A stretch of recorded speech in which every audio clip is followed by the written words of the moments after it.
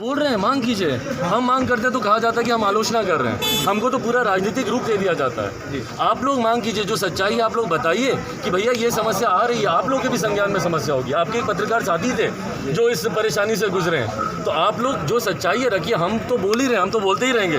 हम बिहारियों को मरता हुआ नहीं देख सकते। हमारे लिए प्राथमिकता अभी चुनाव नहीं है, हमारे लिए प्राथमिकता बिहारियों की जान बचाना है। बाढ़ से जो प्रभावित हैं और जो कोरोना से जो प्रभावित हैं, पहले उनको बेहतर ज़िंदगी दे हमारी सरकार, ये हम लोग की मांग है। पर आज की तारीख में अगर सरकार का पूरा ध्यान सिर्फ और सिर्फ चुनाव कराने पर रहेगा तो ये बीमारी जिस तरीके से विस्फोटक रूप लेती जा रही है, तो आने वाले दिनों में मृत्यु के आंकड़े कितने बढ़ेंगे उसकी हम लोग कल्पना भी नहीं कर सकते। अच्छा सर, अभी जेडीयू और बीजेपी को लेकर आपका जो लगातार हमला हो रहा है जेडीयू पर,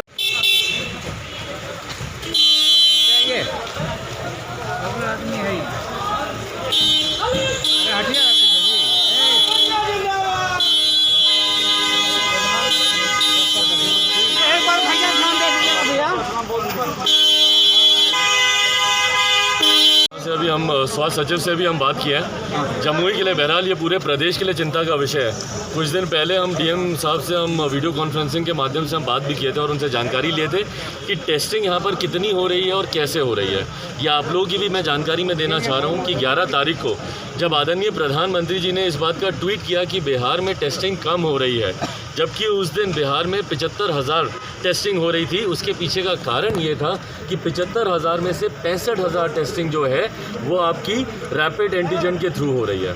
इसमें 2-3 तरीके के इसमें प्रोसेस होते हैं। रैपिड एंटीजन होता है जिसमें कि तुरंत आपको जांच आपको पता चल जाती है, पर आईसीएमआर की गाइडलाइन है। आईसीएमआर स्पष्ट रूप से कहता है कि जो भी टेस्टिंग अगर आप एंटीजन के थ्रू कर रहे हैं, रैपिड एंटीजन के थ्रू, वो आपको सिर्फ कंटेनमेंट जोन में करनी है, क्योंकि उसकी सेंसिटिविटी इतनी ज़्यादा नहीं है कि किसी में कम लक्षण है तो उसको पकड़ ले। जो पॉजिटिव संभवतः वो तो ठीक है, पर अगर किसी को नेगेटिव आया, कितनी बार हम लोग देखते हैं कि किसी का नेगेटिव आया पर उसके बाद भी लक्षण उसमें बरकरार रहते हैं, उसके बाद भी वो बोलता है कि हमको अभी भी छाती में हमको तकलीफ़ हो रही है, सांस लेने में हमको दिक्कत हो रही है। उसके लिए अनिवार्य है कि आप RT-PCR के थ्रू आप उसका टेस्ट करवाएं।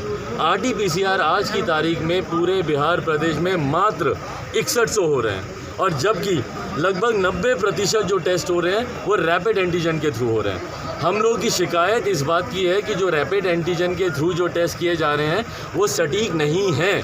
संभवतः कई ऐसे संक्रमित होंगे जिनका उसमें नेगेटिव आ गया होगा, पर अगर आप तुरंत आप RT-PCR कराएंगे, 1-2 पत्रकार हैं जिनको मैं जानता हूं जिन्होंने रैपिड एंटीजन टेस्ट कराया, उनका नेगेटिव आया, पर जैसे ही तुरंत उन्होंने RT-PCR कराया उनका पॉजिटिव आया। तो सही जाँच होनी ज़रूरी है। इसके लिए हम लोग को RT-PCR की जाँच हम लोग को बढ़ाने की ज़रूरत है।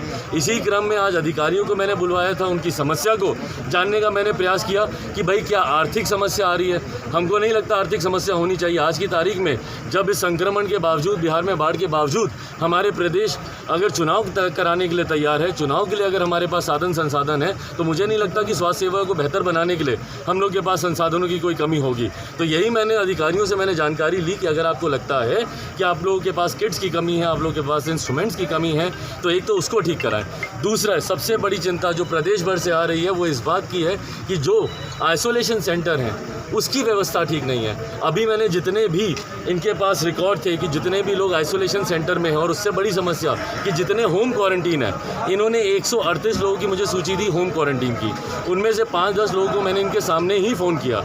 उसमें से अधिकांश लोग बोलते हैं कि ये उनका नंबर ही नहीं है जिनका आप नाम ले रहे हैं। उसमें से बाकी के लोग बोल रहे हैं कि हमारे परिवार में कभी किसी को कोरोना हुआ ही नहीं। उसमें से तीसरा व्यक्ति बोल रहा है कि भैया हमको हुआ है पर आज तक कोई हमको फिजिकली वेरीफाई करने नहीं आया।